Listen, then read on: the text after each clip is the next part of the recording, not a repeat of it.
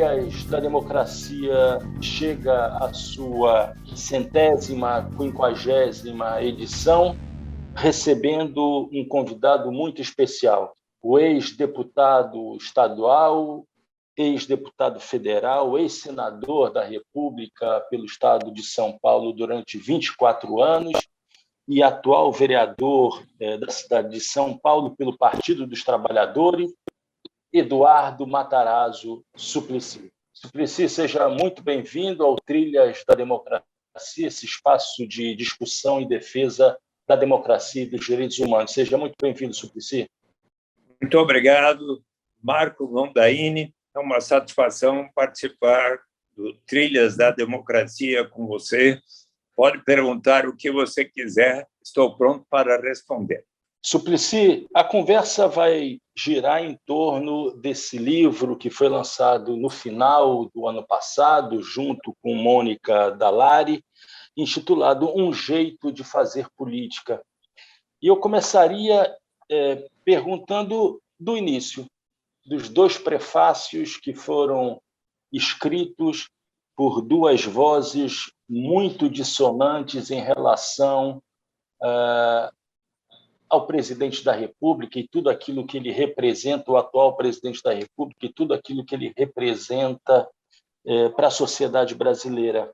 De um lado, Mano Brown, uma voz da periferia, uma voz do rap, uma voz dos Racionais MCs e de toda essa cultura da periferia de São Paulo. E, de outro lado, o Frei Leonardo Boff e tudo aquilo que ele traz da influência da teologia da libertação, da opção preferencial pelos pobres, de uma parcela da Igreja Católica. A minha pergunta é como é que Mano Brown, os Racionais MCs de um lado e de outro lado Frei Leonardo Boff entraram na vida desse professor da FGV de São Paulo, um economista com doutorado na Universidade de Michigan, com desenvolvimento também de pesquisas na Universidade de Stanford. Por favor, Eduardo. Bem, era 1994, eu era senador por São Paulo e estávamos em campanha para a presidência, Lula era o candidato, Luiz Erundina, candidato ao Senado, José Dirceu, governador. Eu estava em meio ao meu mandato e estávamos num comício que, em vez de ter, como vinha acontecendo, 2, 3 mil pessoas, um comício ali no extremo do Grajaú, aqui em São Paulo, de repente tinha umas 10 mil pessoas. Eu observei no caminho que tinha cartazes, hoje vai ter Racionais no comício do PT. E daí eu falei, e daí falariam algumas dos principais candidatos, mas quando eu terminei de falar, fui aplaudido e tal, mas o povo começou a falar, queremos ouvir os Racionais. E até alguns dos oradores principais desistiram de falar, falou o Lula, e em seguida os Racionais cantaram. E eu fiquei impressionado, porque em meio àquela multidão, os jovens, sobretudo, acompanharam as canções dos Racionais cantando. E eu fiquei pensando, puxa vida, essas canções, essas letras têm muito a ver com as aspirações, os problemas, as dificuldades dos jovens das periferias de nossa cidade, né, de São Paulo. E daí passei a ter uma relação de amizade com os Racionais, passei a frequentar muitos de seus shows. Ali no Capão Redondo tem o Festival da Godoy no mês de setembro. Muitas vezes eu estive lá quando os Racionais cantam praticamente na madrugada, quase quando está nascendo o sol. E percebi, até comecei a comentar conosco, com o pessoal do PT, olha, se nós quisermos saber bem quais são as aspirações, problemas, dificuldades dos jovens dos bairros mais carentes na cidade, podemos estar ouvindo as canções dos Racionais, né? E, assim, me tornando amigo deles, tivemos muitas interações. Quando eu fui presidente, fui secretário de Direitos Humanos do prefeito Fernando Haddad, e teve uma comemoração da Semana dos Direitos Humanos em um grande show no Parque Ibirapuera, 100 mil pessoas, e os Racionais era um dos conjuntos que se apresentaram lá. O Mano Brown me convidou para estar no palco e eu cantei com ele uma canção. E também um episódio interessante que eu conto no livro, né? Certo dia, eu li no jornal, na Folha de São Paulo, é horrível, é horrível, é horrível. Era a manchete. Daí eu fui ver, era a diretora dos Direitos Humanos da ONU, que havia visitado a unidade de assistência inicial da FEBEM no Brás. E eu, então, fui até lá como senador e perguntei à diretora, será que eu posso conversar com os jovens que estão aí? Sim, pois não. Havia 500 jovens de 14 a 20 anos.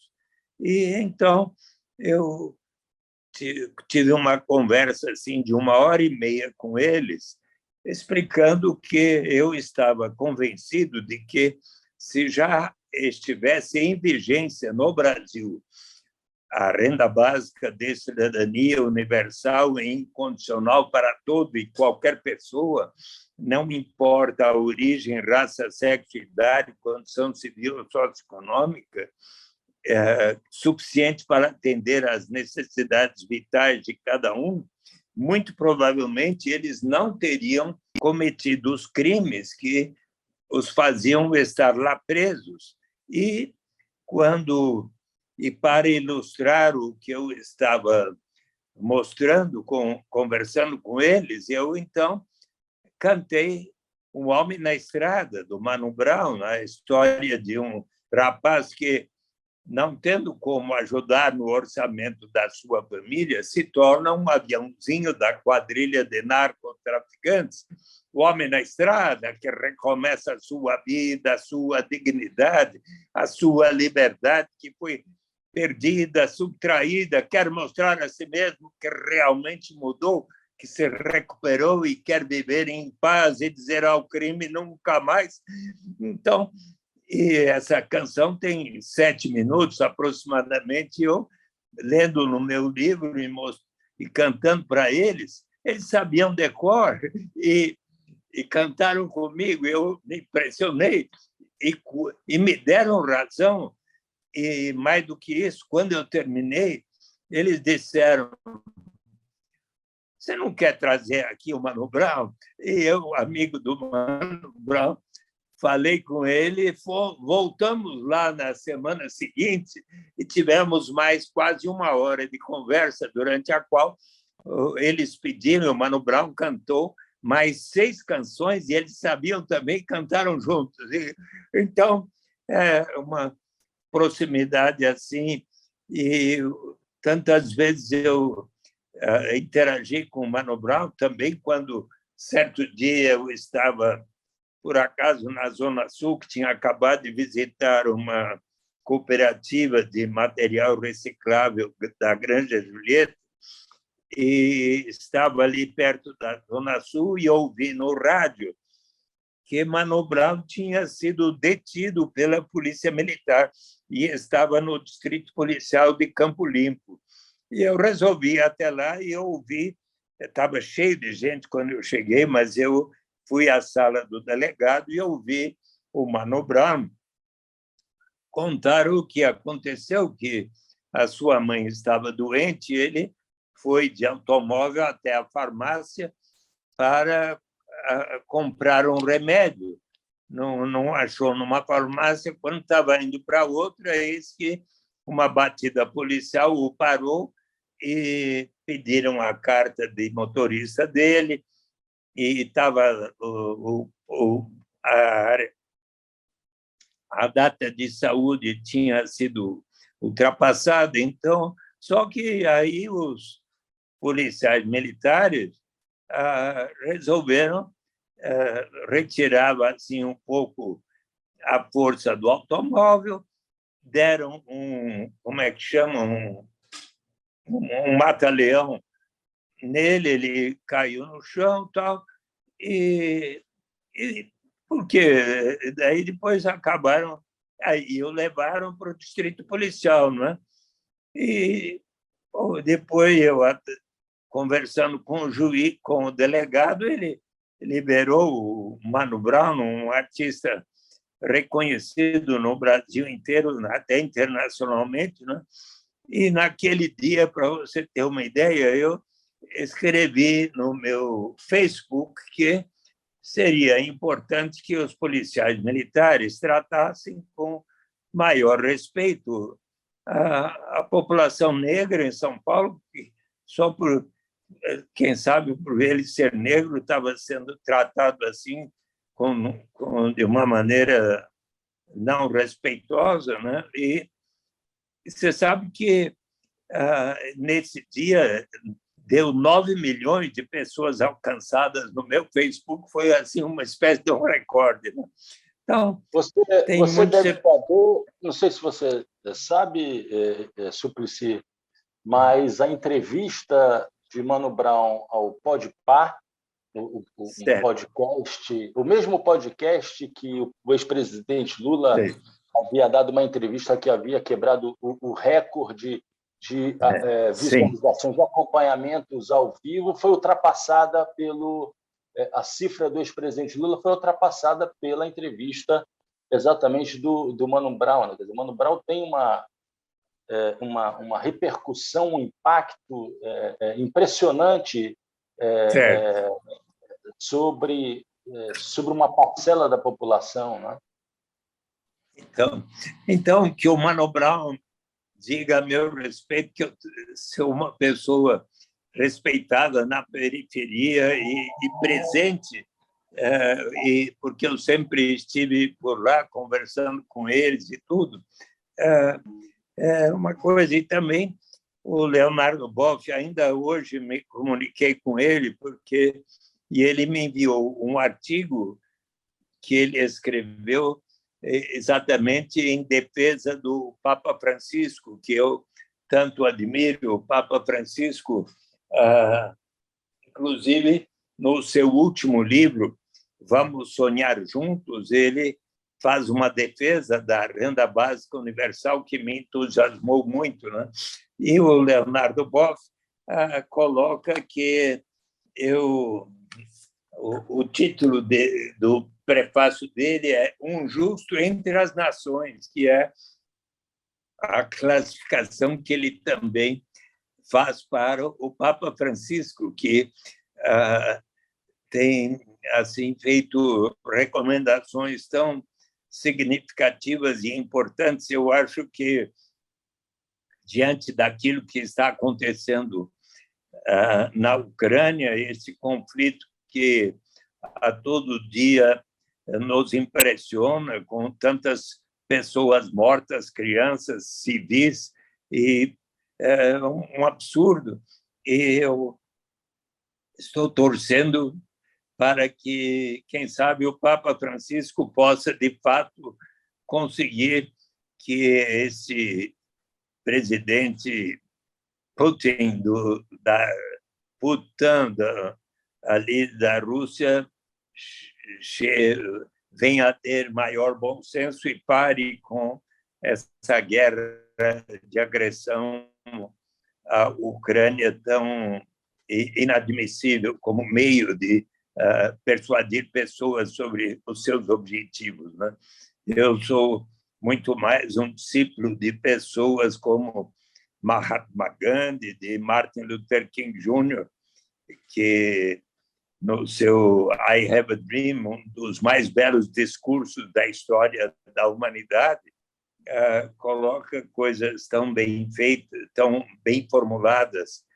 Nós precisamos realizar mudanças imediatamente sobre a situação dos negros aqui na América, porque se nós formos aceitar tomar o chá do gradualismo, daqueles que dizem que as mudanças vão acontecer com o tempo, daí nós não podemos, nós temos que fazer mudanças imediatamente, senão a América vai viver um novo verão abrasador. Mas, por outro lado, não vamos ser culpados de ações erradas. Vamos sempre procurar confrontar a força física com a força da alma e, assim, não tomar do cálice do veneno, do ódio, da guerra e da vingança, para depois, mais tarde, ele dizer coisas tão belas como: eu tenho um sonho de que um dia, nos Morros Vermelhos da Geórgia, os filhos de ex-escravos e os filhos de ex-donos de escravos serão capazes de se sentar juntos na mesa da fraternidade.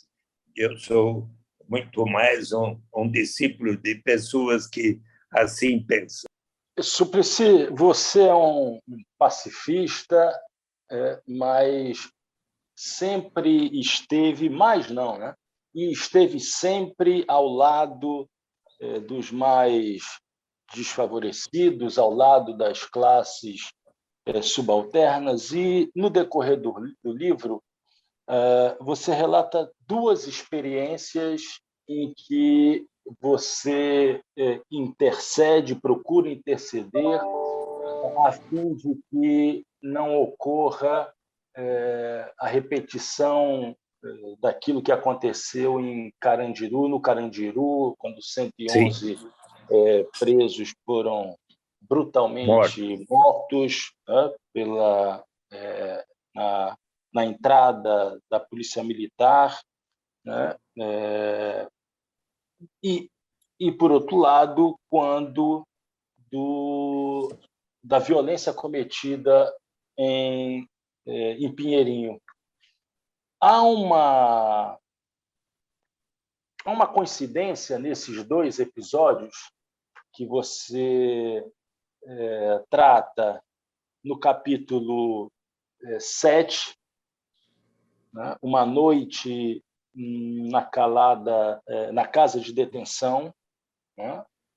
Em que você narra exatamente no dia 19 de fevereiro de 2001, quando você foi chamado, né, por Dexter e por Afro X, dois rappers que se encontravam presos à casa de detenção a fim de evitar uma tragédia.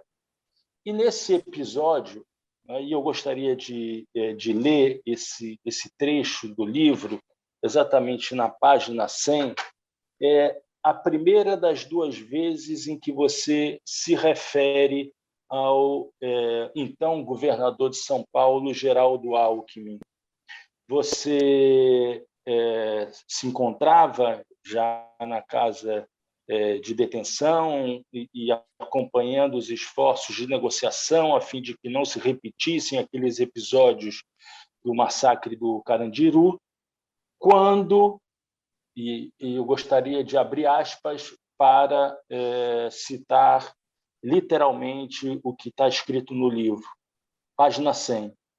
Entretanto, assim que os reféns foram liberados, o governador de São Paulo, Geraldo Alckmin, recuou do que havia combinado e decidiu proibir a entrada de parlamentares e representantes de comissões de direitos humanos para acompanhar o desfecho da situação.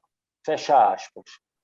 No mesmo livro, no capítulo 10, que trata exatamente da violência no Pinheirinho, nas páginas 126 e 127, você volta a se referir ao então governador Geraldo Alckmin, numa situação muito, muito parecida, Você diz estava em estava em curso uma negociação com o próprio governo do Estado de São Paulo, com a prefeitura de São José dos Campos, a fim de que não houvesse, né, a reintegração de posse, a fim de que a polícia não interviesse na situação. Você se encontrava com o governador no Palácio dos Bandeirantes. Eu volto a abrir aspas para citar literalmente o que está escrito. De imediato, você recebe a notícia, né, no dia 22 de janeiro de 2012, você recebe a notícia de que havia iniciado a ação da Polícia Militar, uma ação violenta, desalojando as famílias, e você, abre aspas, de imediato fui para o Palácio dos Bandeirantes falar com o governador Alckmin. Cheguei às 7h30 da manhã e às 8h30 ele me recebeu para um café e me assegurou que a PM agiria com todo respeito e civilidade junto à população sem emprego da violência. Fecha aspas. O que todos nós sabemos é que foram cometidas inúmeras violações aos direitos daquelas famílias que se encontravam em Pinheirinho, uma ação brutal por parte da Polícia Militar. A pergunta que eu te faço, Eduardo Suplicy, é a seguinte: é possível confiar no ex-governador Geraldo Alckmin, tendo em vista esses dois trechos que você relata no livro? Vamos completar um pouco o primeiro episódio. De fato, eu recebi, acho que era 5h da manhã, um apelo para ir à casa de detenção, porque estava havendo ali uma rebelião e os detentos haviam como que colocado como reféns as próprias pessoas que visitavam os detentos, e eles estavam assim com muito receio de que pudesse haver um novo massacre como aquele do Carandiru. E nós estávamos em 5, 6 parlamentares, e é fato que o governador tinha pedido para que nós voltássemos no dia seguinte. Mas, dada o grau de tensão que aconteceu naquele dia, quando nós íamos saindo para atender essa solicitação, eis que fizeram um apelo a mim para ficar na casa de detenção naquela noite, porque senão poderia acontecer outra vez um massacre como aquele do Carandiru. E eu, então, liguei para o secretário da Segurança e o diretor da prisão, da casa de detenção, e perguntei se eu poderia pernoitar ali. E eis que o diretor falou: tudo bem, você pode ficar, pode descansar, dormir aí no sofá, na minha sala. E eu, assim, procedi. E logo às 6 da manhã já estava novamente acordado e verificando que tudo pudesse caminhar de uma maneira que não houvesse uso da violência contra os detentos, e assim se caminhou para a liberação das visitas que estavam reféns, e voltou a calma ali na casa de detenção. Felizmente, não houve mais qualquer ação de violência. Já no segundo episódio, sim, é fato que, por ocasião da reintegração de posse ali, daquela área do Pinheirinho, que já há alguns anos haviam ali formado um bairro, e que, inclusive, tinha igrejas, tanto a Igreja Católica, tinha a capela, a Igreja Protestante, tinha um bairro de uma cidade muito simples, mas estavam lá já há alguns anos, muitas famílias, e infelizmente, houve depois da tentativa que eu tentei fazer com o prefeito e com o governador, que tinha, em princípio, concordado em realizar ações de investimento de melhoria do bairro, mas aí aconteceu, não foi tanto por decisão do governador, a juíza, sobre pressão, determinou que houvesse o desajoelamento das famílias, e isso foi feito com muito desrespeito. E, inclusive, houve um episódio, porque acho que a polícia porque queria, para justificar a ação, encontrar drogas. E então foram ali a um quarteirão e meio, no chamado Campo do Alemão, que era vizinho ao Pinheirinho.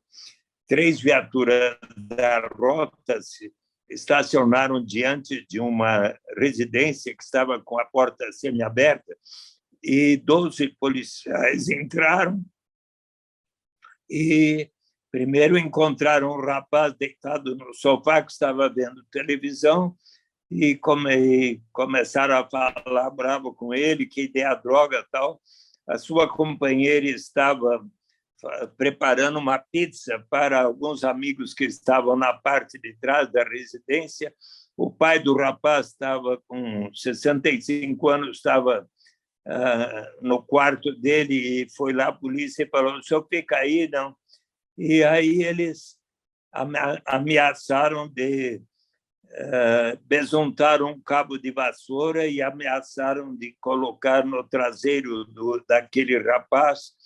E daí um dos policiais levou a moça que estava preparando a pizza na cozinha para o quarto e ameaçou de ter relações com ela. Ela disse: mas eu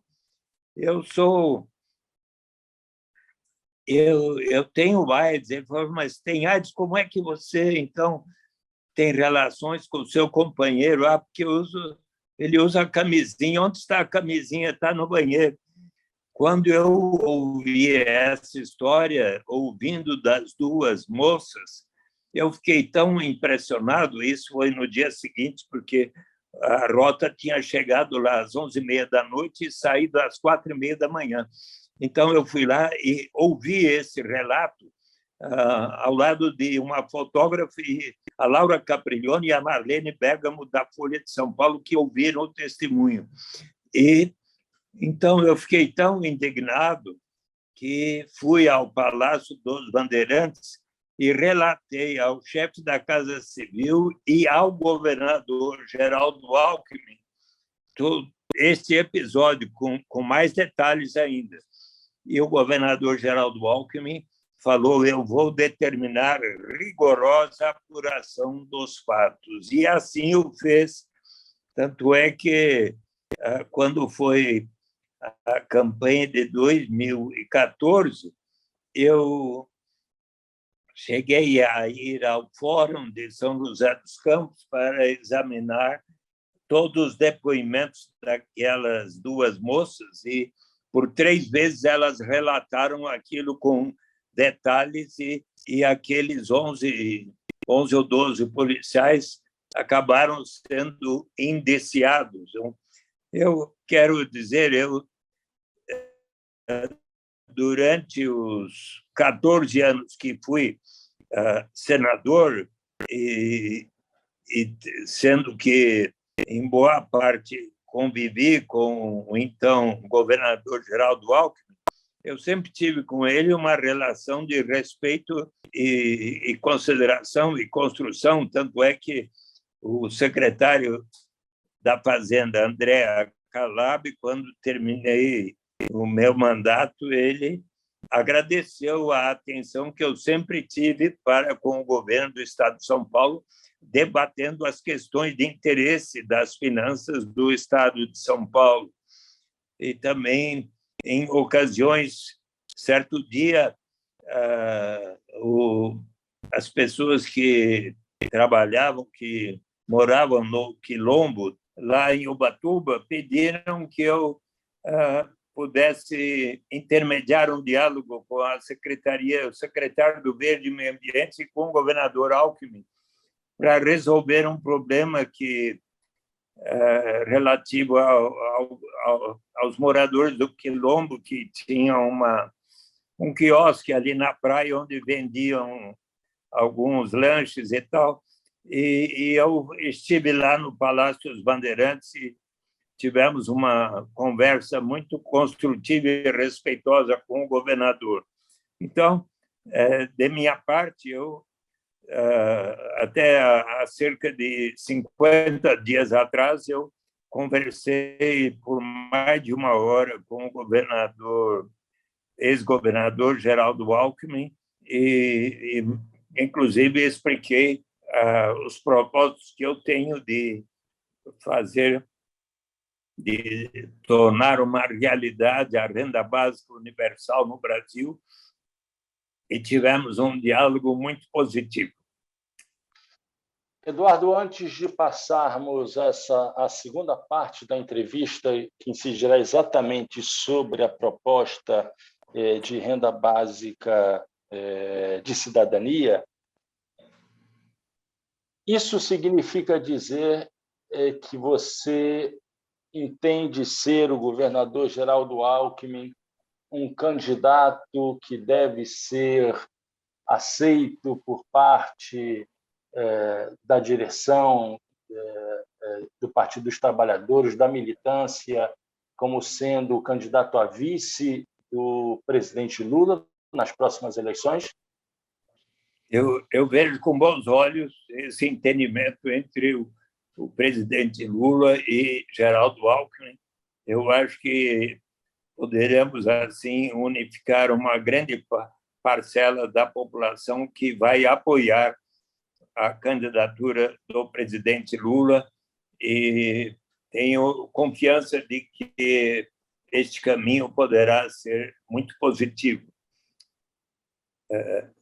Eu estou ciente de que hoje saiu na imprensa uma denúncia contra Geraldo Alckmin, mas por tudo aquilo que eu convivi com Geraldo Alckmin, nunca soube de uma ação que pudesse condená-lo por improbidade e por fatos de corrupção. Então, eu acho que ele vai ter a defesa apropriada com respeito a essa denúncia.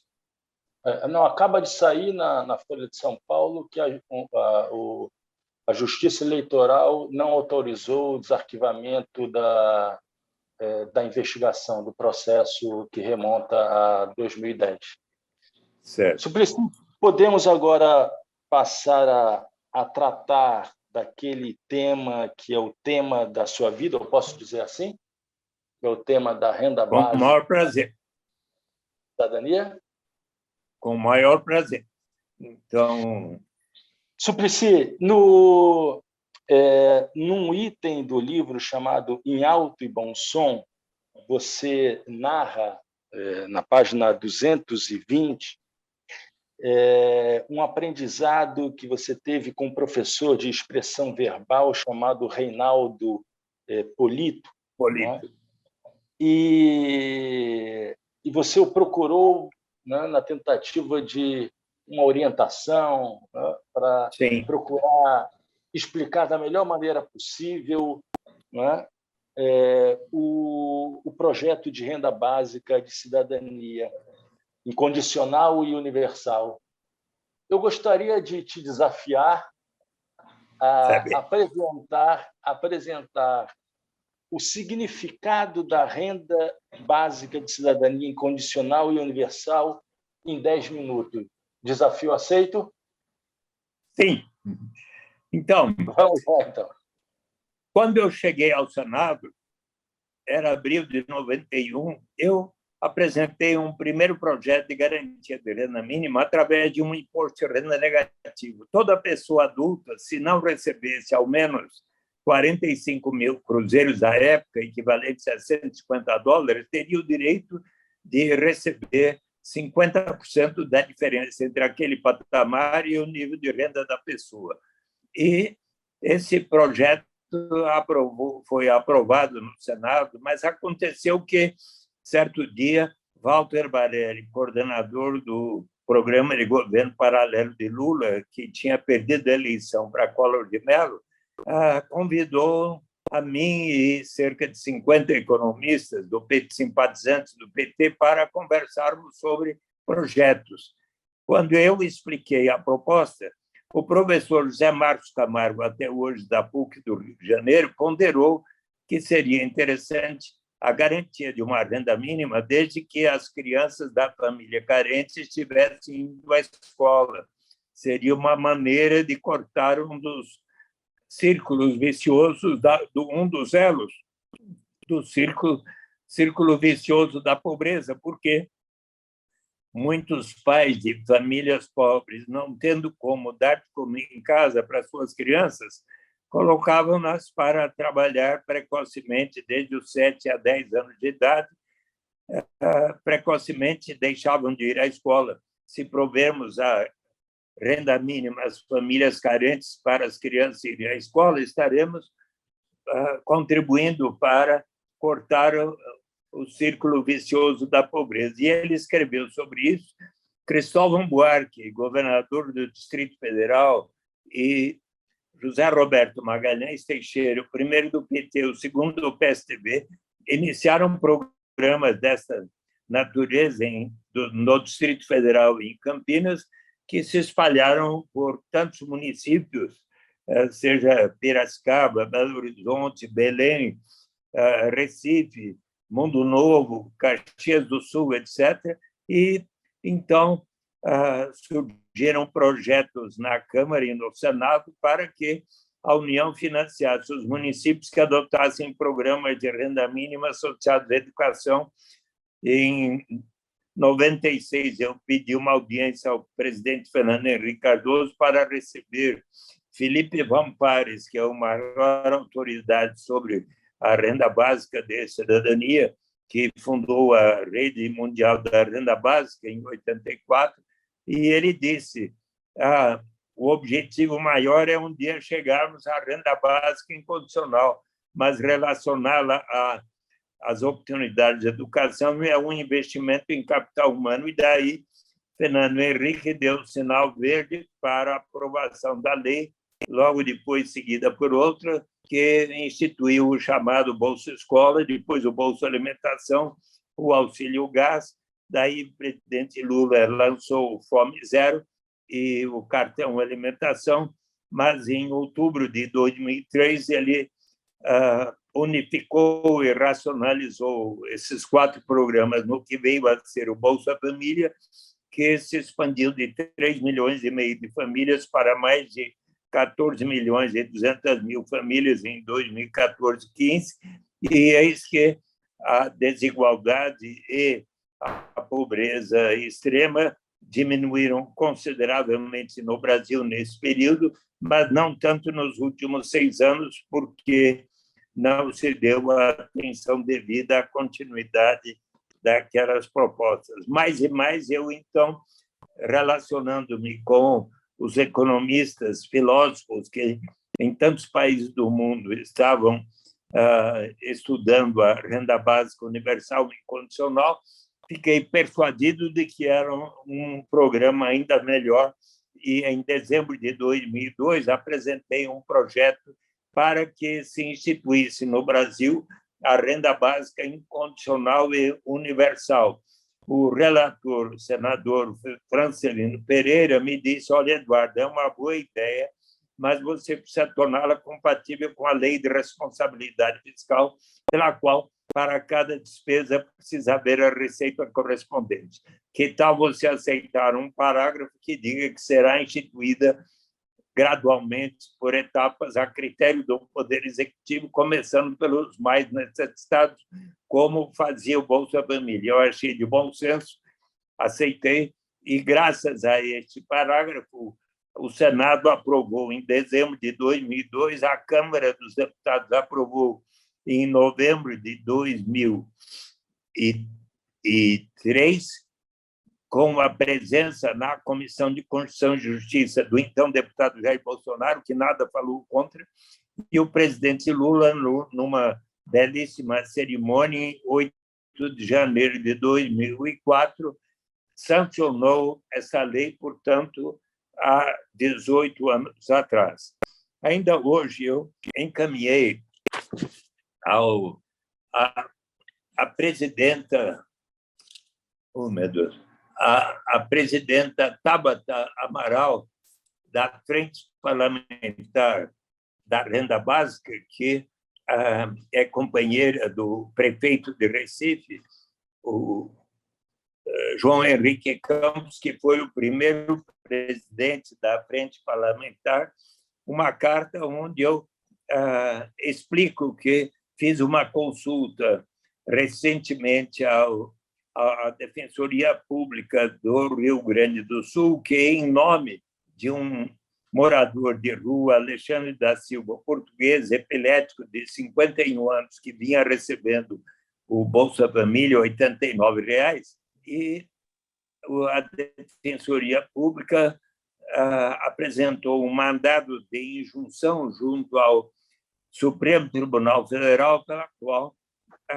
pelo qual o governo federal deverá ser obrigado, e assim decidiu o Supremo Tribunal Federal em 26 de abril do ano passado. A partir deste ano, 2022, toda pessoa com renda familiar per capita até R$ 210 por mês, em condição de pobreza absoluta, deverá ter o direito de receber uma renda básica. E eu consultei a Defensoria Pública em que medida a lei que extinguiu o Bolsa Família e criou o Auxílio Brasil está condizente ou não com essa determinação. E a Defensoria Pública da União concluiu, após cuidadosa análise, que o Auxílio Brasil não cumpre adequadamente a lei da renda básica de cidadania. Em que consiste, então, a renda básica de cidadania universal e incondicional?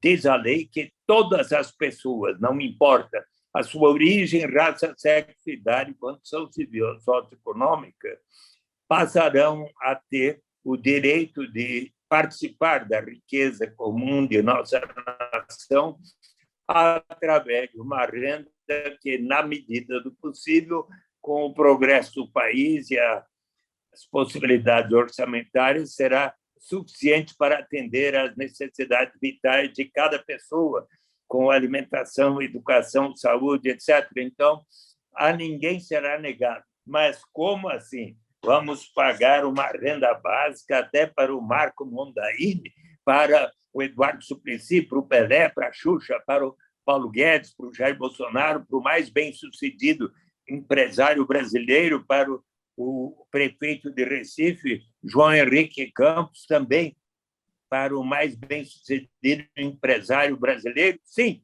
mas, obviamente, os que temos mais vamos colaborar para que nós próprios e todos os demais venham a receber. Que vantagens há, caro Marco Mondaini? Eliminamos inteiramente qualquer burocracia envolvida em se ter que saber quanto cada um ganha no mercado formal, na carteira de trabalho assinar, ou em qualquer atividade que façamos. Se uma mãe toma conta das crianças da vizinha, poderá receber um trocado no dia seguinte, não precisa declarar.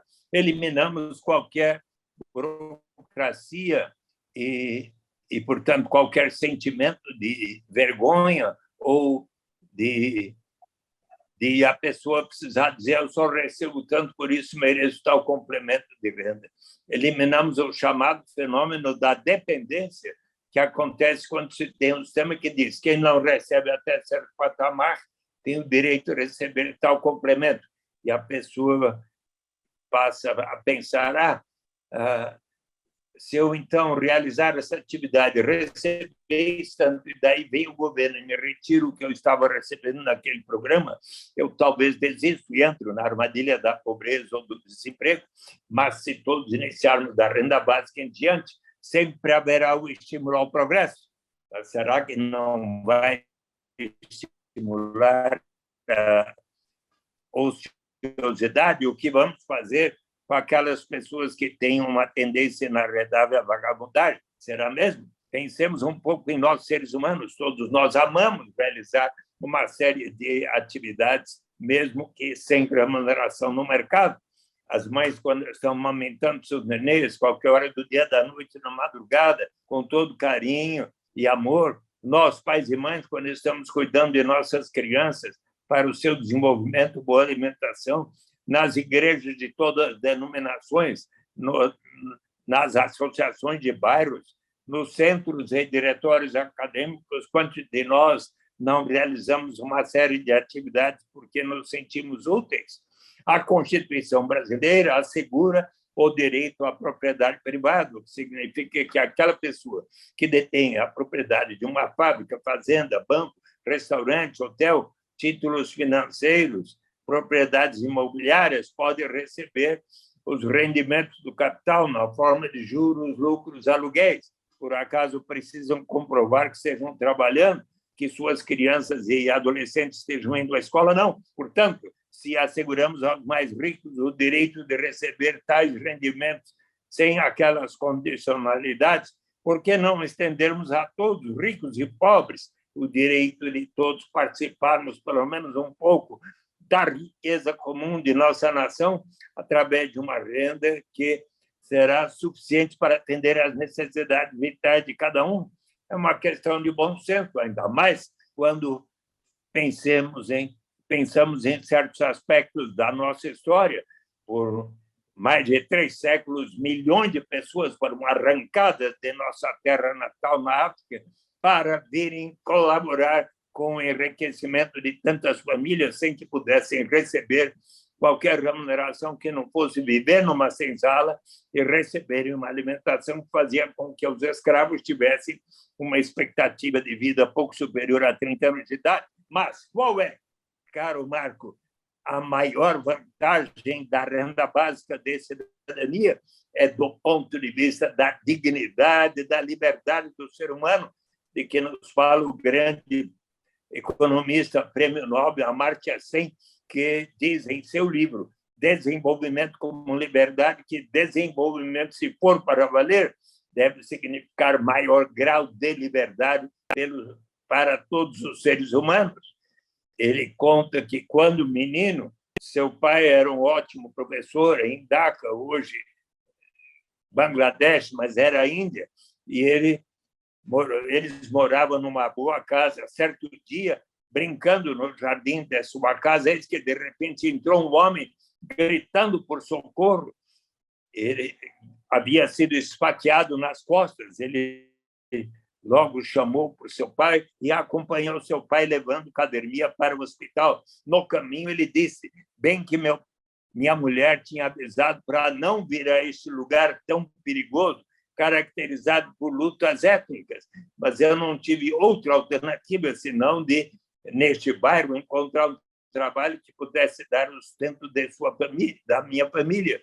E então, ao chegarem no hospital, Cadermia teve uma forte hemorragia e veio a falecer. Conclui Amartya Sen: tipicamente, este homem não tinha liberdade real, precisou colocar a sua saúde e vida em risco para conseguir um trabalho que desse o sustento da sua família. Então, para aquela mulher que aqui em São Paulo, ou aí no Recife, na Praia da Boa Viagem, não tem outra alternativa para dar de comer em casa e resolve vender o seu corpo, ou aqui no Parque da Luz, eu estive com elas conversando, me deram razão, ou para aquele jovem, aquele rapaz que, não tendo alternativa para dar, para completar o orçamento da família, resolve se tornar o homem na estrada, o personagem do Mano Brown, o dia que houver uma renda básica para si e cada membro da sua família, essas pessoas vão ganhar o direito de dizer: não, agora eu não preciso aceitar essa única alternativa que me surge pela frente, mas que vai ferir a minha dignidade, colocar minha saúde e vida em risco. Agora posso aguardar um tempo, quem sabe fazer um curso com um professor da qualidade do Marco Mandaini, quem sabe até que surja uma oportunidade mais de acordo com a minha vocação, com a minha vontade. É neste sentido que a renda básica de cidadania vai elevar o grau de dignidade e liberdade real para todas as pessoas. E é por isso, Marco Mandaini, que eu tanto acredito nesta proposta.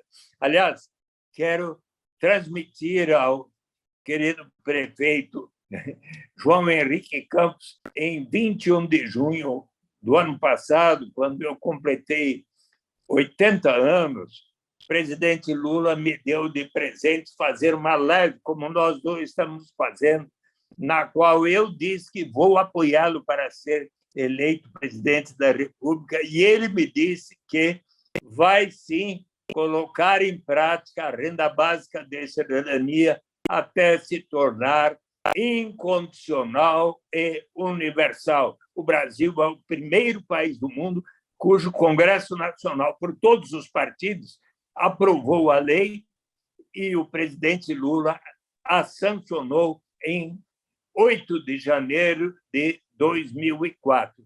Agora falta implantá-la. Suplicy, uma última pergunta. Você, no capítulo 12 do livro, chamado Renda Básica de Cidadania e Emancipação das Mulheres, você faz um relato da tua visita ao Quênia e a importância, o impacto da adoção da renda básica de cidadania sobre as mulheres e a diminuição dos índices de violência contra essas mesmas mulheres. Eu gostaria que a gente finalizasse essa entrevista nesse 150º programa Trilhas da Democracia, você relatando a esperança presente nessa tua visita ao Quênia. Com a Mônica Dallari, eu fui visitar, em janeiro de 2019, a experiência que está havendo de uma renda básica universal no Quênia, nas vilas rurais pobres do Quênia, a partir da iniciativa da Give Directly, dando diretamente uma instituição voltada para a erradicação da pobreza, formada por 4 graduados das universidades de Harvard e do MIT, e que ganharam um prêmio da Google de $2,5 milhões, mais $25 milhões das empresas do Vale do Silício e mais contribuições voluntárias, juntaram $30 milhões para realizar essa experiência, pela qual, nas diversas vilas rurais do Quênia, estão sendo pagos $22 por mês para cada homem adulto e cada mulher adulta. E nós fomos lá por 8 dias e perguntamos nas residências, muito simples, casas modestas. E quando vocês começaram a receber $22 por mês, passaram a trabalhar mais ou menos? Muito mais. Passamos aqui a plantar frutas, legumes, verduras nessa área aqui, e muito mais do que antes. O outro que disse: olha, eu moro perto daqui do lago e pescava, mas eu comprei novos instrumentos de pesca e comecei a pescar muito mais. Outro que disse que comprou uma motocicleta para, então, fazer o transporte de pessoas e coisas e assim por diante. Que modificações houve na vida? Qual a principal prioridade? quando chegam os $22 por mês, é uma modesta quantia, marido e mulher nos reunimos e combinamos o que vai ser a prioridade. E qual é a principal prioridade? A educação de nossas crianças, materiais escolares e tudo. E que mais mudanças houve?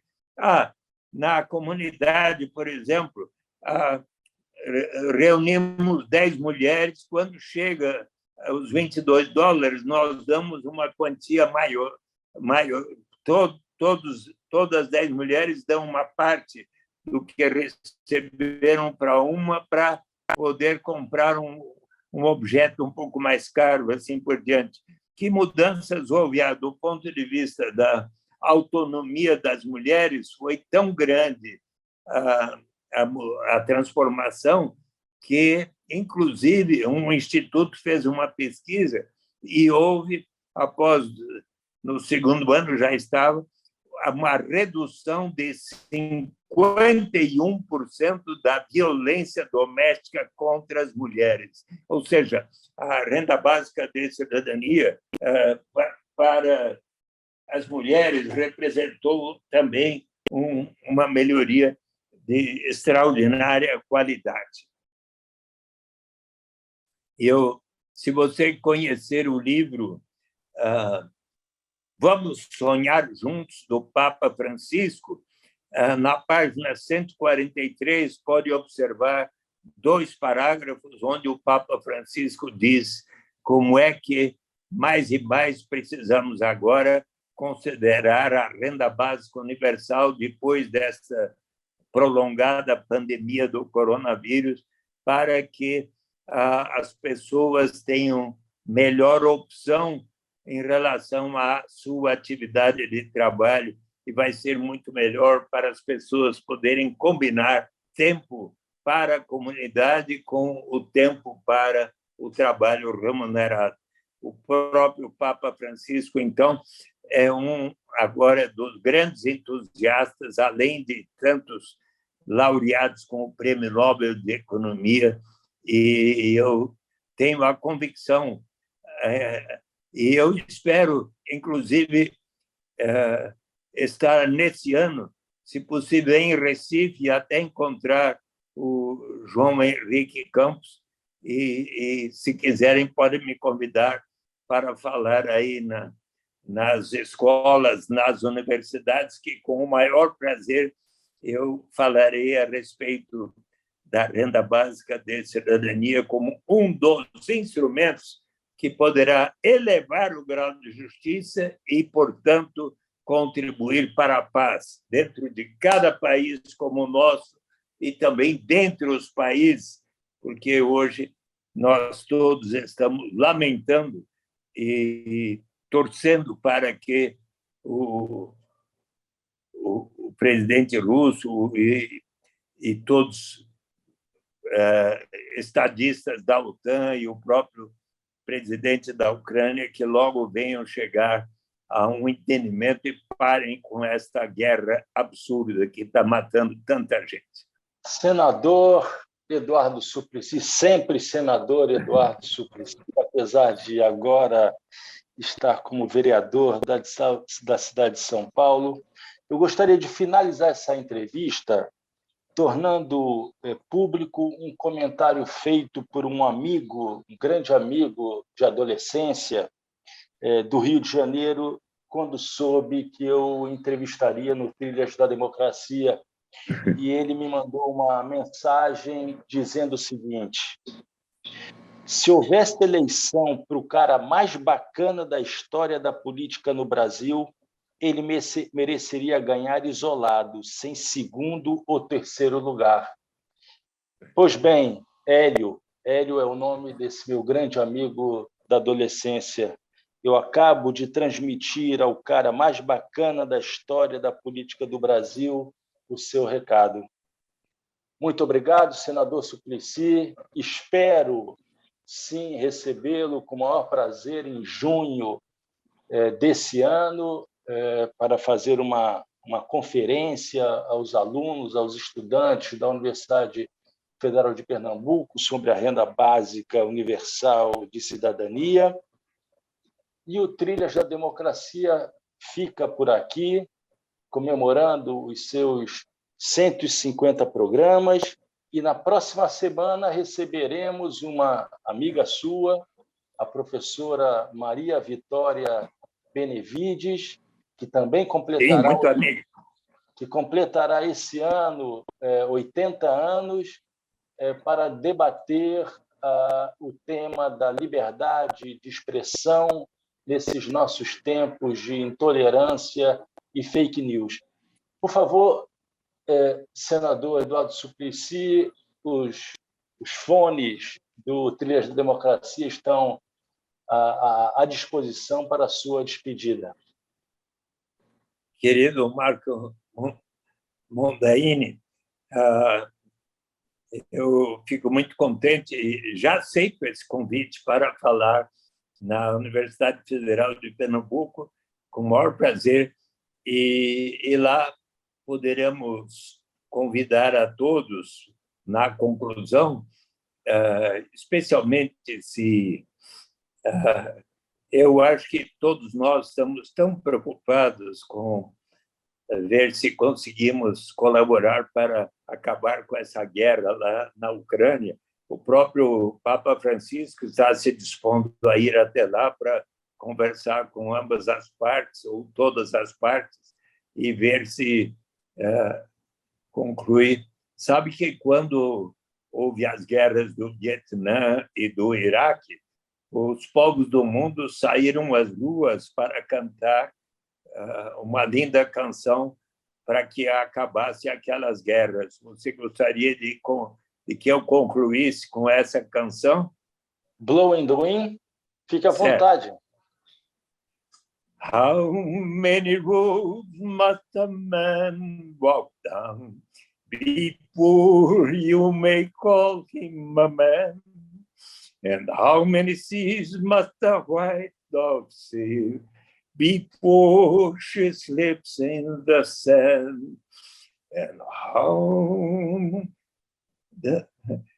the answer, my friend, is blowing in the wind.